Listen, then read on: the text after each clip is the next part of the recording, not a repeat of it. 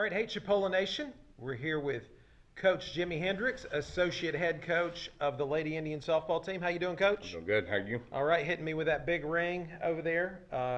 We gonna try to bring home another one this year? We're working on it. All Every right. day we're trying to get a little better. So Good, good. All right. So we've played a few games. We got a few injuries right now. Got a few people out sick. But overall, how you feeling about our progress thus far? overall, we're trying to get better. It is right now a learning process with a lot of our kids because we didn't get a true fall schedule, Right.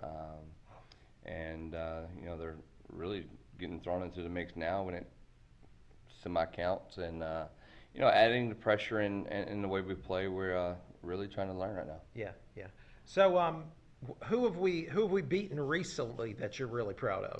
Well, one of the teams I thought we played the first weekend, McLennan, who we beat 10-0 in Uh-huh. 5 innings, and I thought it was a pretty good team. I mean, actually, and I'll say this, they beat us earlier in the season, Okay. and we're in a unique situation where we like to give up a lot of runs early and then try to fight back late, and in that game we scored first and ended up scoring 10 runs in 5 innings and ended up beating them. That's a quick way to get it done, definitely. And then we beat Southern. Well, we split with Southern Union. And are they near Auburn? So they're north Okay. north of Auburn.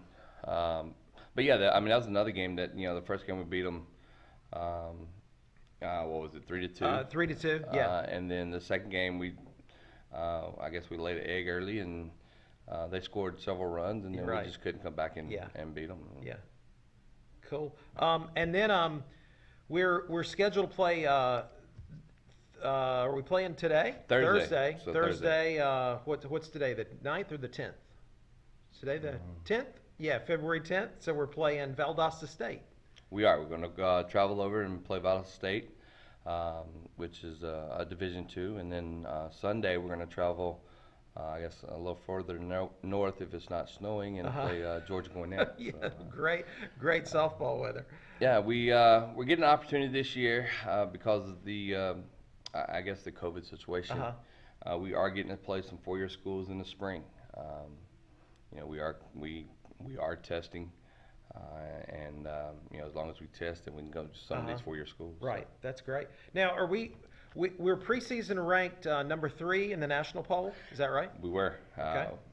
The new poll just came out, but Okay. yeah, we were preseason ranked number 3. New poll came out, and we are not in it. Okay. So this is probably 7 years Uh-huh. that we haven't been in the top Yeah. 20. But really, this is a learning moment for our kids, and we played Wallace Hansfield, who's in the top 5 in the country, and we played them Sunday, and they beat us 5-4. Yeah. Again, it was 5-0 for 4 innings. Oh So, my goodness. and then we tried to fight back, and we had a chance in the 7th to win it, and just didn't get that timely hit. But that's what we're looking at. We're Yeah. just trying to learn from it. Right. And I know we got a couple of injuries. Our number 1 and number 2 pitcher.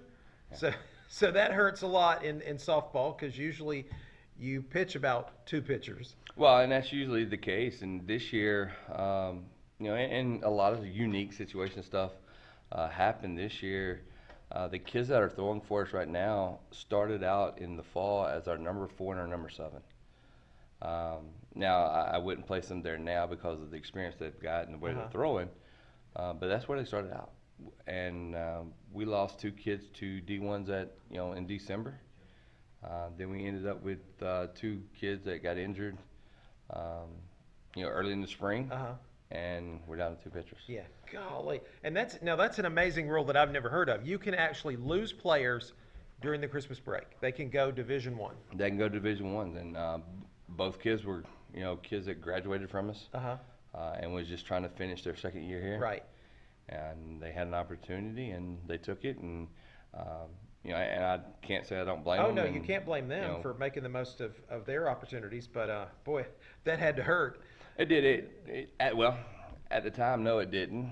It still ended up leaving us with 4. Uh-huh. Now, if we'd have known these 2 was going to get hurt, then we Right. try to talk them out of going. Right, but, right. Well, you know, that's not what we do. So yeah, well, that's the way the ball bounces, as they say. So we're gonna play a few more non-conference games, and then we start March 19th? Is that when we start March the 19th, conference? we go into a conference round robin in Dothan. I guess all the conference teams, 5 conference teams at one spot. You'll play 2 games on Saturday or Friday, and then 2 games on Saturday, and to start the conference season. Man, what a great opportunity though to see all the teams at one time, and you kind of know where you stand right off. You do. I mean, you get to see every one of them, you know, that day or that weekend, and see where you stack up.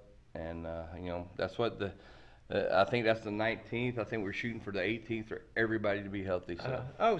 So we got a good chance. I mean, my gosh, that's more than a month away. So yeah, we should have it. We should have it all together by then. And then we play.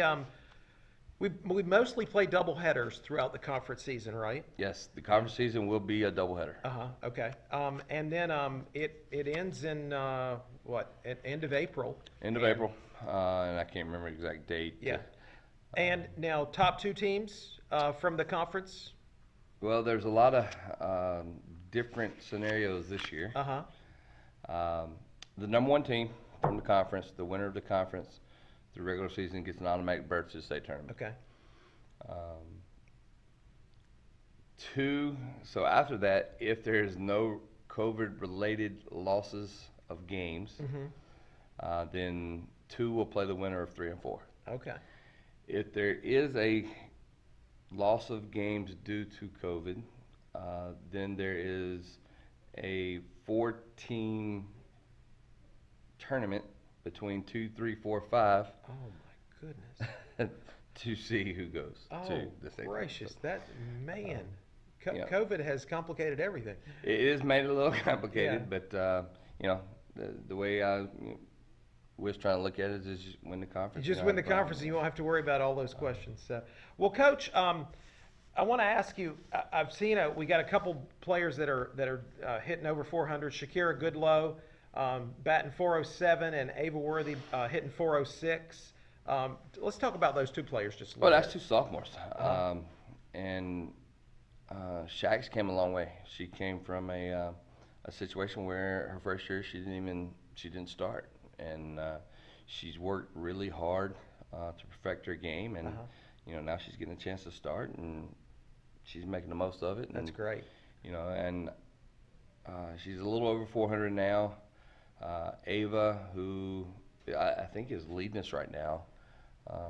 She's got a couple more hits the other night, and I think she's leading us. And now she's another kid that's dove the other day for a ball, and she's at the doctor's office today. Oh my goodness! Did she scratch up? No, something? it's a shoulder situation. Oh, a shoulder. So, Man. We'll see there. But Yeah.